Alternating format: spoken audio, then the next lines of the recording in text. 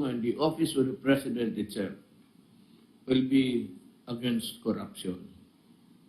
So, in the coming days, expect to suspension, not, kasi kung i-suspend kita, may duda ako. Hindi ako mag-suspend ng tao na walang kasalanan. It will be expanded with relentless energy. If need be, kukuha ako ng marami pang abogado. Total, ilang buwan na lang yan. Buwanan na lang yan. But to the very last day, may isuspend pa ako siguro ng mga empleyado. Now, that is very clear. I do not think that you will receive the message equivocal. It has only one impact. I have here so many things to read. Ganito yan eh. Yung mata ko, hindi na masyado maganda. And I read the 168. Ang 1.6, may point pala yun. So sabi ko 168, 1.6. Ang 16, akala ko, diretso na yun. Kaya nagkamali ako sa tao na contaminated. You know, minsan, pag maliit na tao, mga ganito, hindi ko na mabasa sa ganong distansya. Ganon. Pero kung pag glass lang ako, kunwari, para sabihin marunong, nagkakamali. But, you know, every dog is entitled to one bite. Next is the proposal. I'd like to hurry up Congress in this. One of my proposals during the campaign period was the creation of overseas Filipino. Iba yung Department of Labor. It takes care of the internal mga trabahante dito, yung nasa labas. So, I propose in the coming months, and I hope to come up with the Department for Overseas Workers. I don't know if I will also create another agency, and that is the maritime, the seafarers. Kasi sinabi ko sila, iba-iba yung treatment ko doon. Because of there's so many international laws involved dito. Alam mo, pagka yung mga trabahante natin sa labas, stranded and everything, meron pa nga siguro isa, I've read that one Filipino has been stranded in Vietnam right now. I'd like to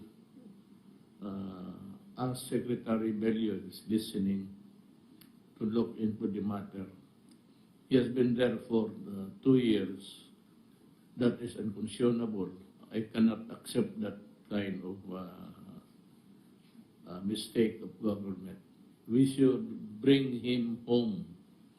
No Filipino should be left stranded like a person with no nationality.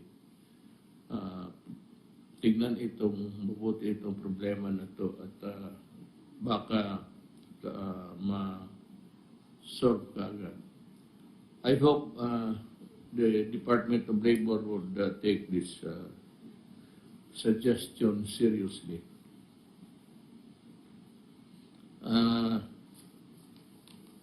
Itong sa overseas workers, ang ano nito, ang rational o rationale, if you may,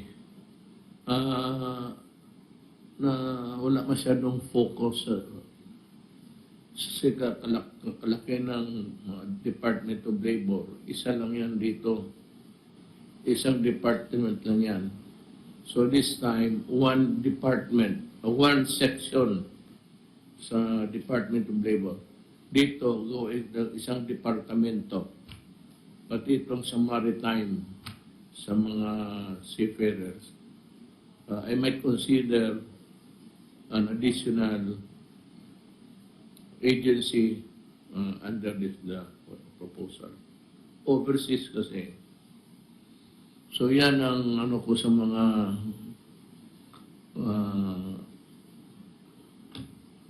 kababayan ko na naghihirap sa labas. That there will be a more thorough review sa policies for your protection, and that somebody should look after you. It might not really be perfect, it might not really be as good as one would expect initially, but it would improve later. And so I would have to create this kaagad, ASAP ito. Ngayon sa All Saints, All Souls Day, wala naman naka-fix na yan, no liquor, no deadly instruments, lalo na baril, unless you're a military or a police.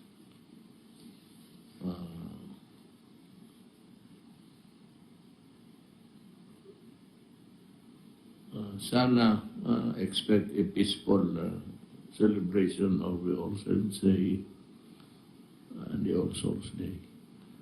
Yung importante pang isa, vaccine. Meron akong nabasa sa newspaper. There was this meeting between Sinovac, Sinopharm.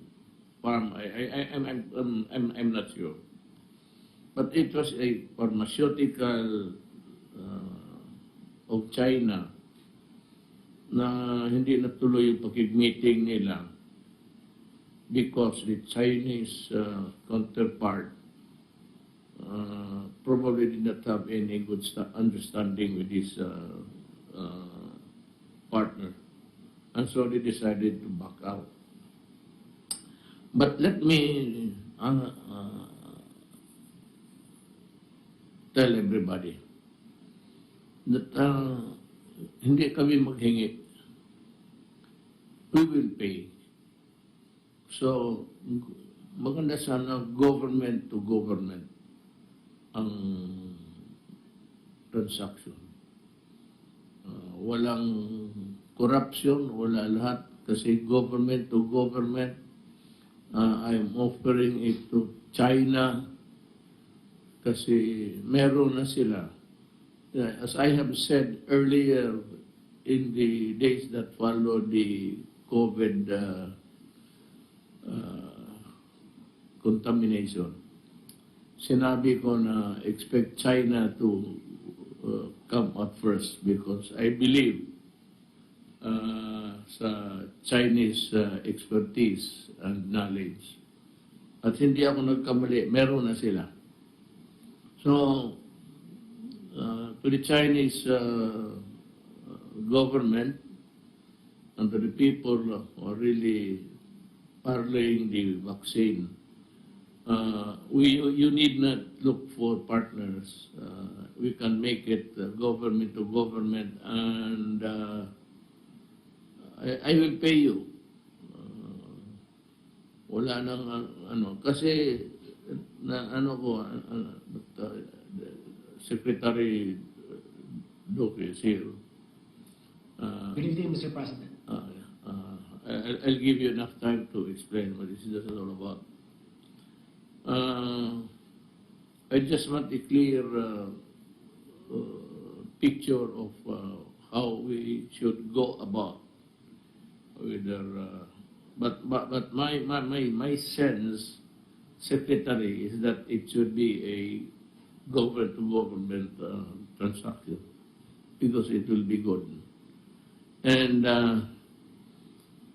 tell your men if they are into these negotiations that place first a government-to-government transaction. I hate yung ayaw ko yung private persons magbili tayo sa private Chinese businessmen. Diyan magkakulukulukuhan eh. Kaya nga, at umatras siya kasi di ata nakapag agree doon sa mga terms nila parang partnership to deal with the Philippine government. I had we had a meeting with Ambassador Huang. Said that the vaccine is there. It will be in a matter of distribute. And of course, what kind of transaction would it be for them and for us? I said for government,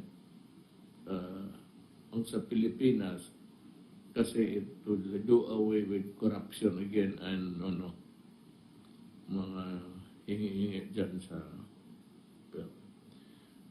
kasali dito yung dito sa yung pagbigay ng pera, this, I don't know if it is second or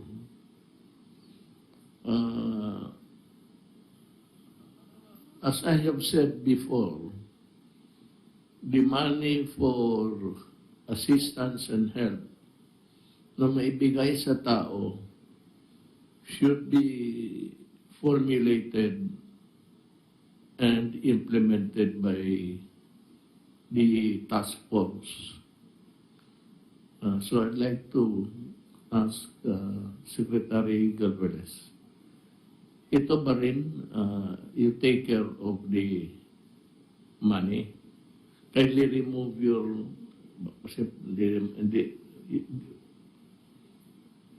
per arrangement with SOF, sir, siya po sir ang mag-ano sa procurement at saka yung ESDBM po, sir. Actually, sir, I have a briefer here on the vaccine procurement, but that have been given to me by ESDBM, sir. I will submit to you, sir. It has been my desire. Kasi busy Secretary Doge. I know that your hands are full until now. Kaya yung implementation sa pera, binigay ko doon sa task force. It still is. That is still my decision na ibigay sa kanila. Na may tanong lang kasi ako, I don't know if it's your, baka hindi. Ito bang pagbigay ng pera, yan ang ayaw ko sa lahat, yung delay. Kaya ng assistance. Yung assistance, kailangan pagkain, nandiyan ka agad. May iba kasi sa probinsya, pag-gawin pa ng proposal.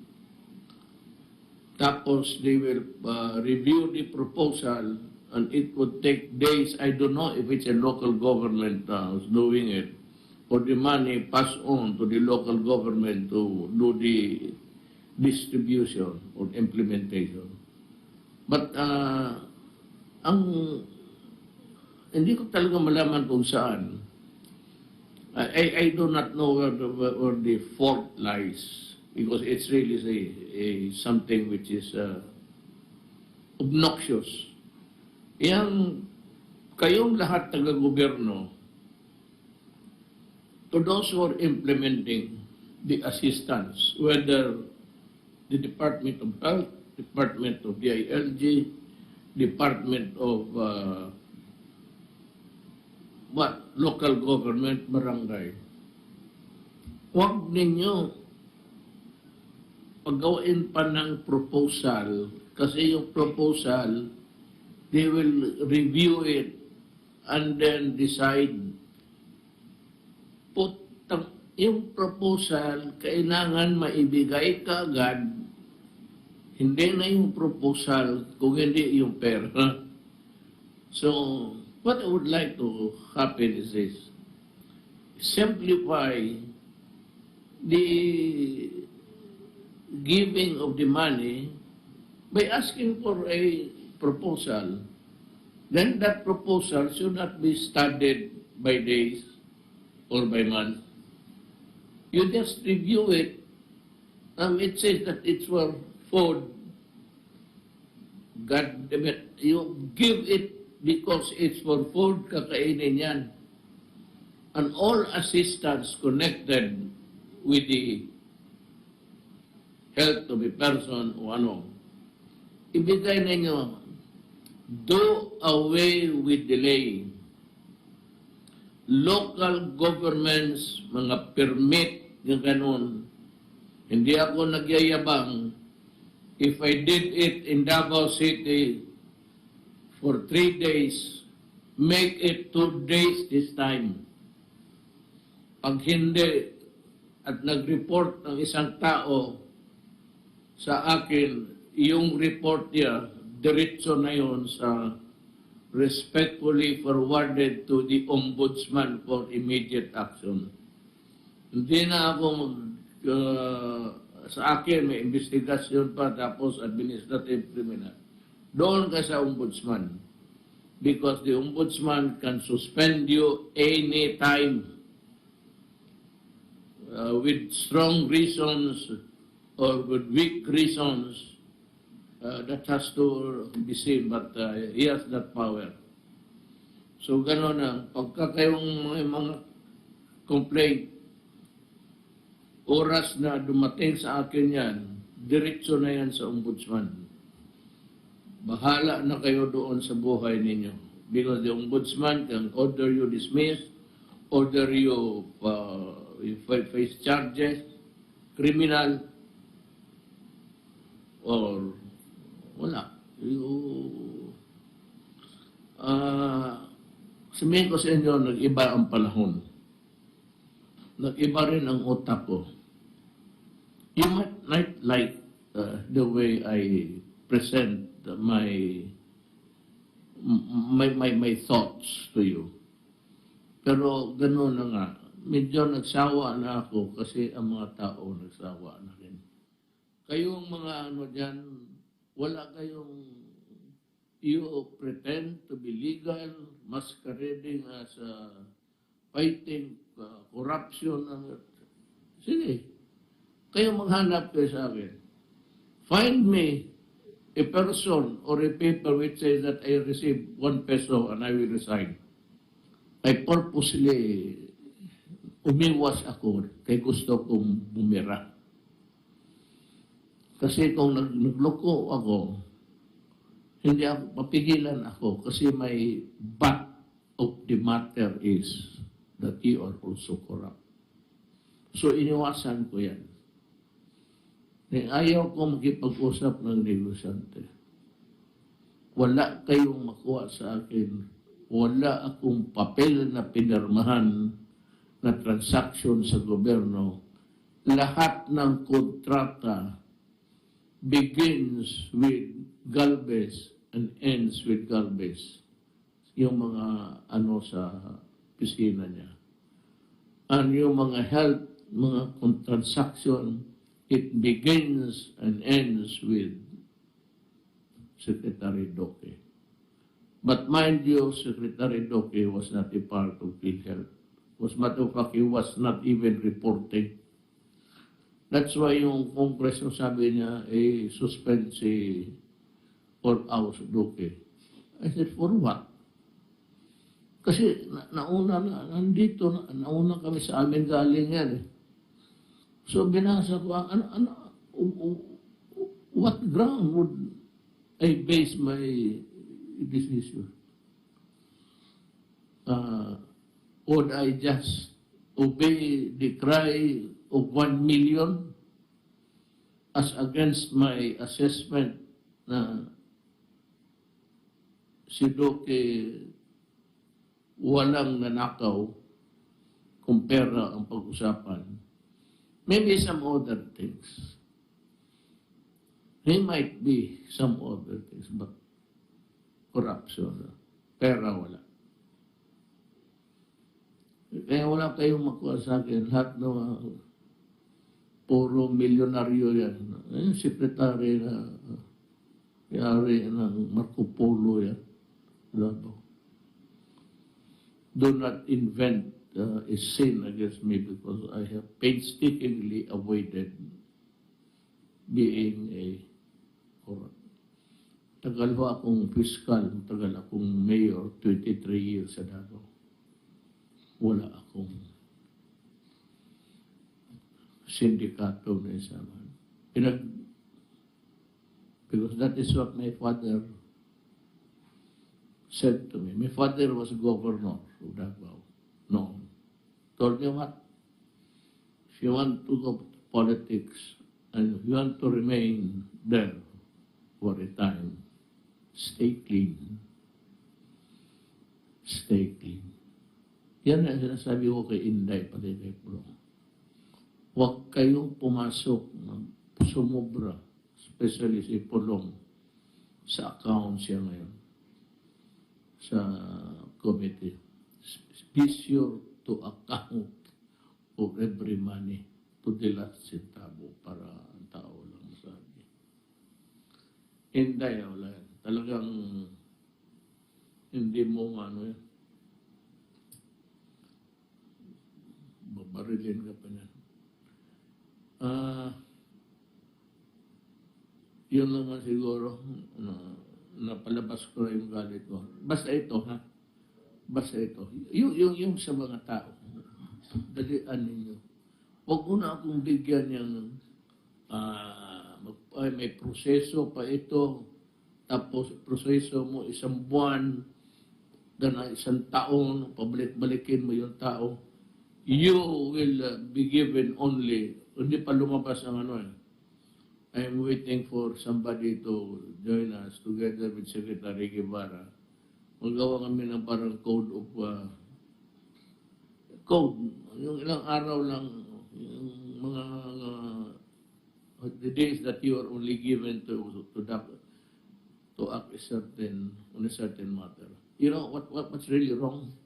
It's because some of you are indolent and lazy. At hindi ninyo tinatrabaho yan. Hindi kayo if you are not asking for money, then obviously you are not doing your duty.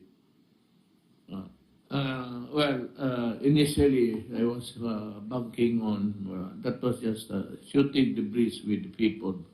But actually with the sense of urgency. Now, I mentioned China and Russia. All options are on the table. The one that would give us the best interest for the country will be chosen. But I leave it to since he's going to pay, I will listen to Sari kung siya yung magbayad eh.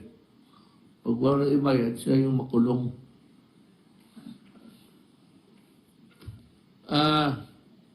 I've said enough. Let me just read for everybody.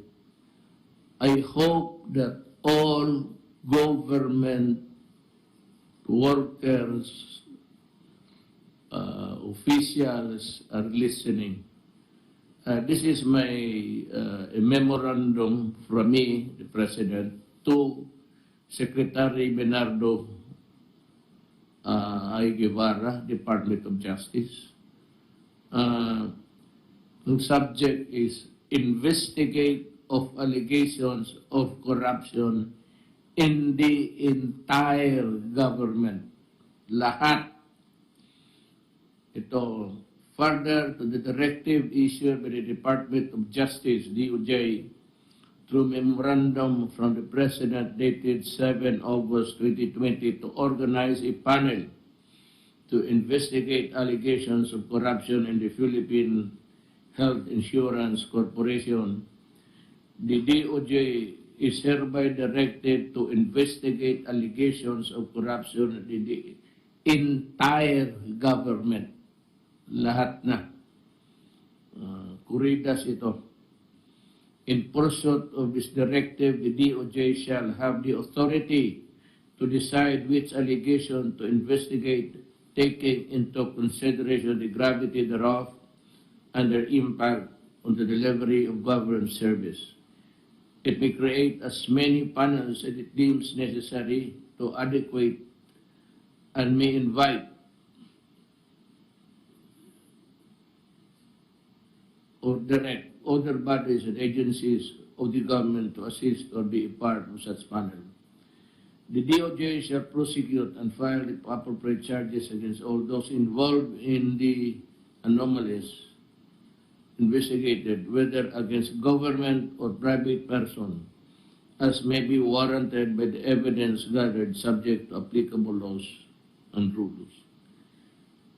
The power and authority of the DOJ under existing laws and previous directives to investigate the commission of crimes and prosecute violators shall not in any way be diminished by this directive.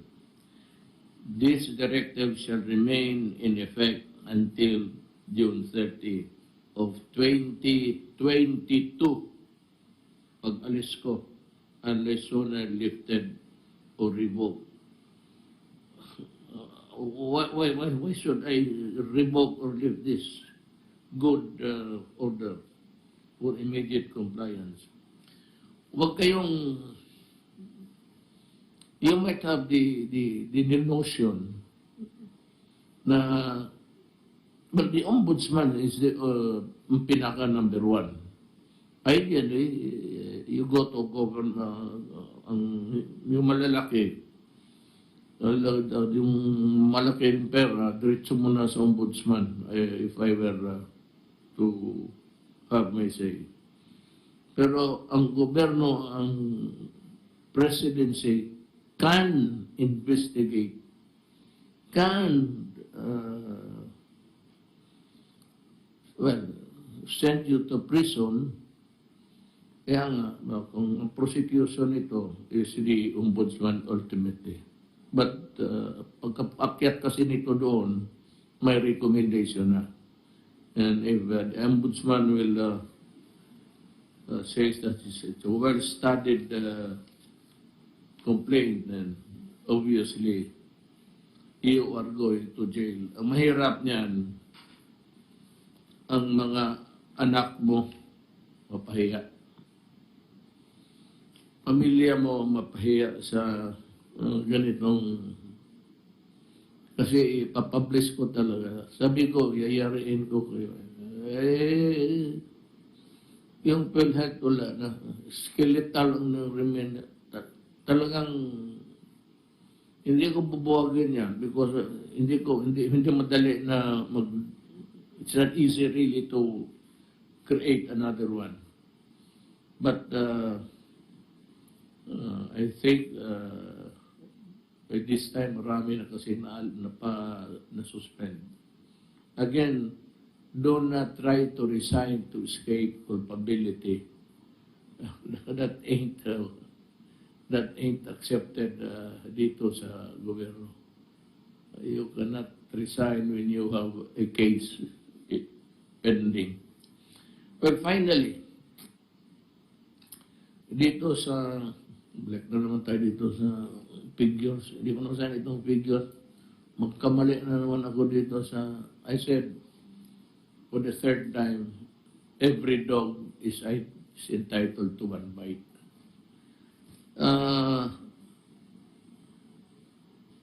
Ang proposed quarantine qualification for November 1 to 30, herewith is the proposed community quarantine classification subject to appeals from the LGUs. General Community Quarantine or GCQ from November 1 to 30. NCR, gusto man talaga nila, Batangas, Iloilo City, Bacolod City, Tacloban City, Iligan City, Lanao del Sur. ang gusto ng mga may karamihan, gusto nila make it permanent because they have seen the goodness of the result, na it has considerably lowered the number of people who are infected with the microbe. So gusto nila ito. Palagay ko naman na sa inyo marin itong kapakanan. Look, we are not here to make your life miserable or sad. We are here to make your life comfortable and to make you happy.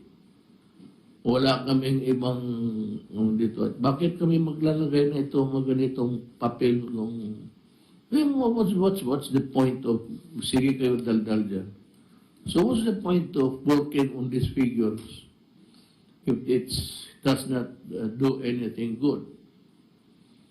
Pero kung maniwala kayo, para sa inyo yan. COVID is still rising. Marami pang patay. So, tumataas pa. Sabi nga, ang microbe, ang kagaya ng mga nabakunahan na kasi lahat. Diphtheria, yung mga ganong bata. Lahat na paglabas sa ospital, meron na yung bakuna. So, hindi pa nabakunahan, pabakunahan ninyo. Because the germs are still there. It's just lying in there. It's everywhere. But because karamihan sa atin, nung ako second grade, mayroon pa akong mark sa bakuna. Medyo mga measles, gano'n. We are freed of the maladies of the world. Para sa inyo yan. Now, I'd like the secretaries to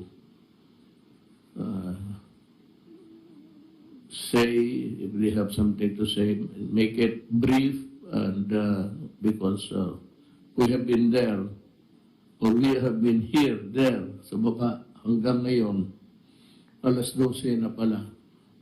Anybody who would want to make a report? Kasi kung wala, mag-uwi na tayo. Alas 12 na.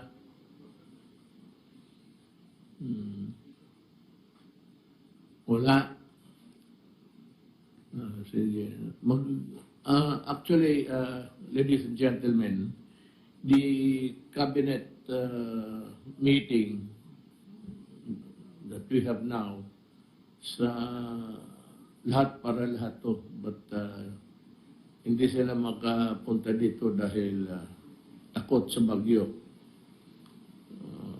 Kasi mag-take off yung aeroplano nila, na maraming bakanting kabinet. So, I can understand. I will not also allow them to fly if it's dangerous. So, I can understand. Ang nandito lang sa atin ngayon, in front of me is Secretary Galvez and Senator Bongo. Senator Bongo is interested in everything that concerns the welfare of the Filipino people. And that goes for everybody in the cabinet. Yan lang po. Sabihin ko sa iyo, I had a hard time convincing these people to join the cabinet. Either it's Anyo or ikaw, Charlie Galvez, Sanay Dominguez, ayaw. Ayaw nila kasi ayaw na magulo ang gobyerno, madimanda ka na. Pero, I said, now is my time. So it's your time to serve the country. Kung wala na kayong mga military, ang pabata pa ninyo, lugi ang gobyerno sa inyo. You retire at 56 years old and I'm still paying you good money kasi may retirement pay. Trabaho kayo. You work. I mean, 56 years old is too young to retire. And I'm also scouting for others. Meron akong yung mga sensitive, it involves still money. I am the Chinaman bringing a lamp in the daytime. Tapos tinanong siya ng kaibigan niya, why are you bringing a lighted lamp when it is daytime? And he said, I have to see clearly because I'm looking for an honest man. Yan ang mahirap. Hindi ako pinaka-honest. Ilang beses niloko ko rin ang mama ko, papa ko, alawan, sabihin na wala, na snatch, na pickpocket ako. Pero I played my game within yung maloko ko lang, lalo na nanay ko noon. Sabi ko, dito pag-aral ko sa Maynila, natalo sa Hayalay, natuto akong aga ng Hayalay, putang. So, on August, sabi ko nga, tagan mo ako ng tuition kasi na-pickpocket ako. Ha? So, mag-iingat ka. Ganun. Oo nga, so. Tapos, sunod, August na alam, pahay-alay. Ihatid mo lang yung pera dyan para tapos wala ang pera ko. Nakalimutan ko na hindi ko nasama sa labada. May labada mo tayo Cavite, tiglaba. Kunin dyan every weekend. Kung hindi naman nabalik yung pera, wala man daw pera yung pants ko. Sabi ng nanay ko, ikaw, hindi mo ako niloloko. Sabi ko, hindi ma. Padala siya pera. For the third time, sabi ko, ma, ang pera ko nawala sa dormitorio, may nagnakaw, sabi ng nanay ko. Let's check ka, Rodrigo, umuwi ka na dito para matapos ng perdisyon mo. So, hindi ako binabandira ko sarili ko, honest man ako. May mga ako, pero limitado doon sa yung kaya mong lukuhin. Kaya ang gobyerno, kaya mong lukuhin, paano? Nandiyan yung ombudsman, nandiyan yung auditing office. So, I have said enough. I don't know if it is really, I go overboard. But I would just say, may you have a safe celebration of the All Saints Day. Just follow rules. It's for your own good. Maraming salamat po.